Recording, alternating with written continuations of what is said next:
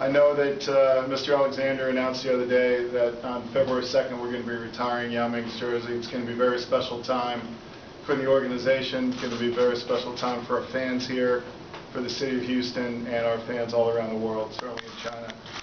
With Yao here tonight with the Shanghai Sharks, it's been a great week with the team in town, with the coaches, having an opportunity to kind of interact with our coaches and learn a little bit more. We're also very proud of the fact that the Shanghai Sharks are here playing an NBA team for the first time in the United States. And we would think of nothing more suitable than for the Houston Rockets to be hosting that game for a team owned by Yao Ming, our native son. And as he mentioned so eloquently in his Hall of Fame speech, a native Texan and a Houston Rocket for life. So we're very proud of that, and we can't wait for the future. And I know everybody is here to talk to Yao, and we'll be taking questions now if you have an opportunity. Yao, can you talk about what it means to you to have? Oh, good. Talk about what it means to have the jersey retired here at Toyota. It just happened too soon for me, first of all, and there's nothing I think there's something you cannot dream of, and really I appreciate everything Houston did for me, and opportunities for me to come over here to play my career here since I was 22, since I was drafted. And honestly, my first day, even my last day in Houston before I retired, that I cannot thinking what I can have today. But like I said in the Hall of Fame speech, that I'm a people from here, and I'm grateful forever. What does it mean to have your jersey up there, your name with Calvin, Hakeem, Rudy, Moses, people like that? I said this before, but again, that there's so many nights when I walk through that court, or I play on court, that I look up to those jerseys. I feel that those jerseys are spirit up there, represent the team of Houston in here. And those jerseys are honor, and those jerseys are our motivation for us to continue to play hard like today. And I'm the honor can be there from February. I hope what I had to my career here is something meets the expectation of the fans want. Yeah, you mentioned the last time you were in this room was announcing your retirement. Those are negative memories. Well, what are the best memories? Yeah, there's still a retirement too. Yeah. What are the best memories you have when you come back? First day in Houston when I just came over, a very warm welcome at the airport from the fans. That's something really surprised me and almost made me cry. And that night, the first time Steve Francis in the moment introduced me in the Compact Center, I remember. Now it's the church, right? It's, yeah. And also when we make the playoffs for the first time, and we play with Tracy, Grady, Dikembe, Shane, all those guys. When we play hard on the court and making jokes and laughing in the locker room, all maybe we frustrate together. That's all memories that stay with me for a lifetime. 然后你觉得今天你的鲨鱼队跟火箭队要打，对他们来有什么好处？你有没有讲？ Do you want me to do that in English too? You want to translate it? You can translate it. With sunshine. Basically, with your Shanghai Sharks playing the Houston Rockets tonight, what do you think the experience they're going to get out of this? Well, I just said that to Daryl on the way here. I said maybe Coach should only put 4 guys on the court. Like I said, but obviously that NBA represents the best basketball in the world right here. We feel very fortunate that I can be here to be part of it and to play again here. And that was really a good test for us to see, where, the measurement for us that we're prepared for our season too for the CBA. It started about the same time when NBA started. And for the player can walk into the stadium to play in front of over 10,000 fans, that's some different experience. That's really where I believe we'll give them a big test. I remember my first time walking to NBA stadium play. Okay, maybe I should not use that. It's definitely will help a player getting into the next level in their mental. There's a lot of correlation between basketball in China and the Rockets. Can you kind of give us a feel for that? How, for instance, you got the Sharks here today, the Rockets are going to China on Tuesday, you're coming back in February. Is it a very close relationship, or what kind of relationship is it between basketball fans in China and this team? It's not about how close, it's how natural it is. It's a very natural nature relationship. It's not like how close or how far. It's bound together by the time already. I think, and just to at that point, Yao and I have been talking to a few people, and the first time he watched basketball was Hakeem Olajuwon playing against Patrick Ewing in the finals. And then when we drafted him, it's been this natural kind of integration between fan bases, between Houston and Shanghai, the Rockets and the Chinese people. And we were the first team to play the China games in 2004 when we went over with Yao, and just the opportunity that we've looked at it is really, this is an extension of our fan base that will always be a part of who we are, because Yao is going to be a part of who we are for the next 50 years of Rockets basketball.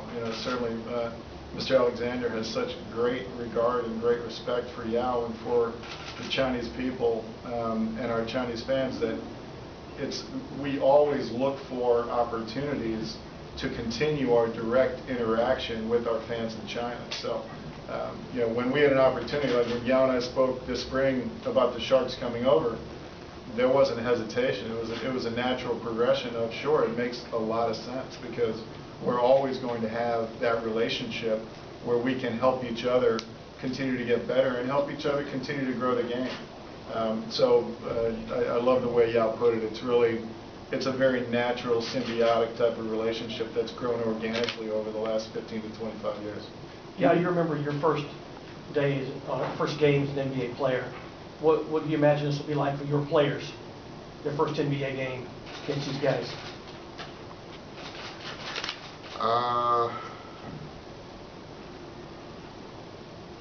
Feel the air.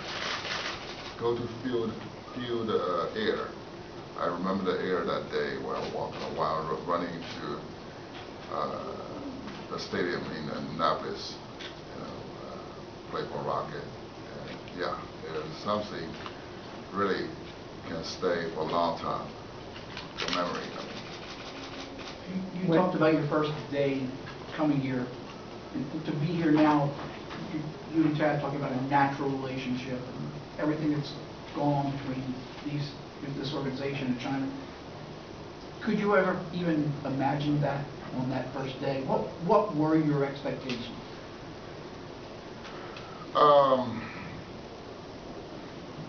No, that's very simple. I didn't expect that, and I hope the next generation of Chinese player can dream much bigger than we are. As the first wave of a player come over, including Wang Zhizhi and Meng Guoqiu. We, as a past generation, that we came here wish to play in a rotation and play maybe 10, 20 minutes on court, hopefully, and maybe can be part of the team, can test ourselves on limits. But I wish the next generation of a player anywhere, I don't know if they can listen to us, they can listen to us or see us, but I wish them dream much bigger than we are. When you see NBA players now go to China, as so many do every summer, and they're so well known and so popular there, not just Rocket players, but probably. How do you feel about your role in making that happen, to where they are so well known there? Honestly, I never think of that. I just let that happening, and try thinking less and focus what I need to do currently. Every player in the NBA owes a debt of gratitude to Yao Ming.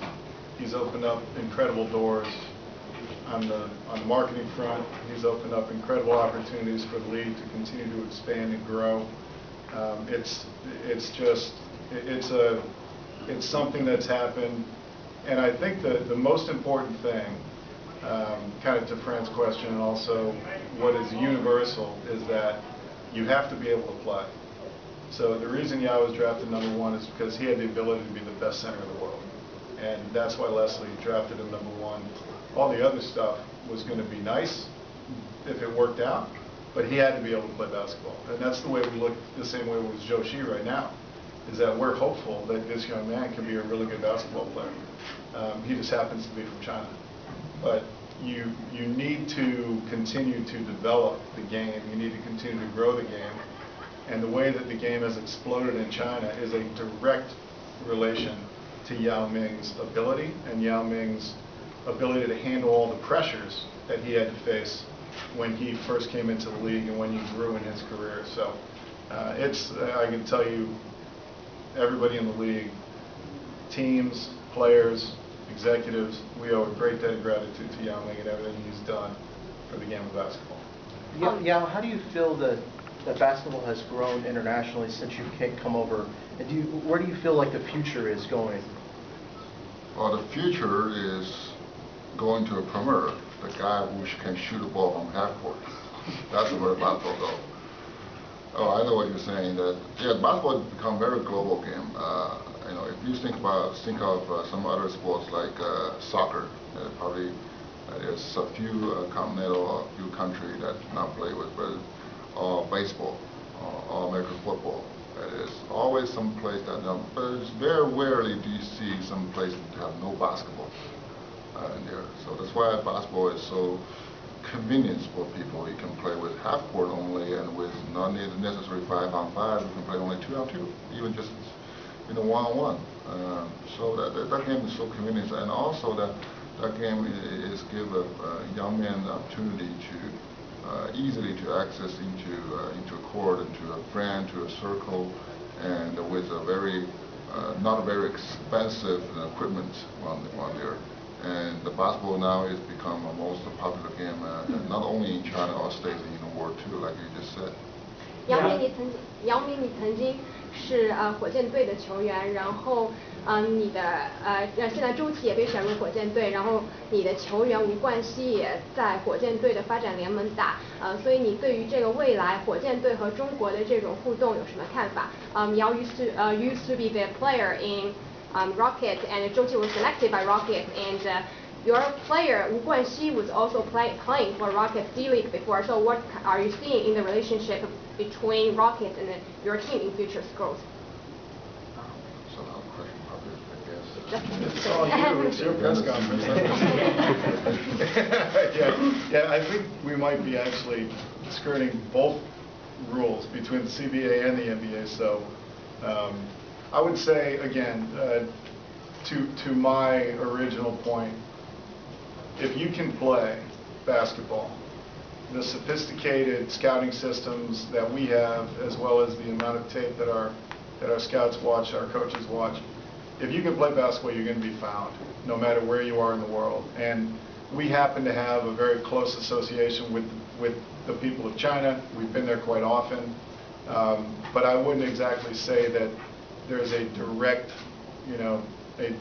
line that we have from the Chinese perspective of just drafting Chinese players.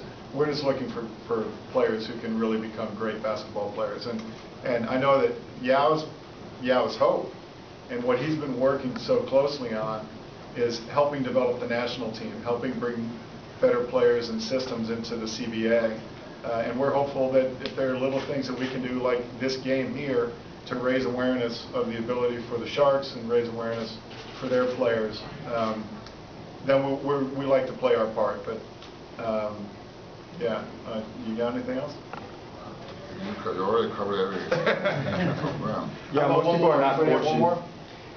Yeah, most people are not fortunate to see the amount of Chinese kids in China and overseas, the amount of Rockets jerseys, the amount of other NBA teams jerseys that they wear. How would you say the Rockets organization has had an impact on the youth of China and other countries? Well, you have to, you remember a couple of years ago, and not just a couple, it's more than couples, I still remember those numbers rate come out from, my friend told me how many fans follow the Rockets broadcasting in China, and one of the highlights is when I played against the E for the first time in Toyota Center, they said there's about 200 million people 200 in watch that game at 8 o'clock in the morning. 8 o'clock in the morning. I mean, that is the impact. That is the impact. And I believe those kids, there's one of the kids, or maybe two, or maybe a dozen of those kids who is sitting there and watch the TV would become a great player, just like, back to 1994, when I sit right from the TV, watch Hakeem Olajuwon play against Patrick Ewing. That's kind of a tradition we're passed on, and I believe that kind of impact is what Rockets bring to China. And on February 2nd, we're hoping that the timing of the event is really designed to make sure that we have the maximum impact globally so that people can recognize Yao in the manner that he should be recognized, and that someday, possibly, one of those kids who are going to be watching live in China, and we're hoping to get 300 million people as opposed to 200 million, will realize that if I work and I play well, someday I can too make it to the Hall of Fame and get my jersey retired by an NBA team.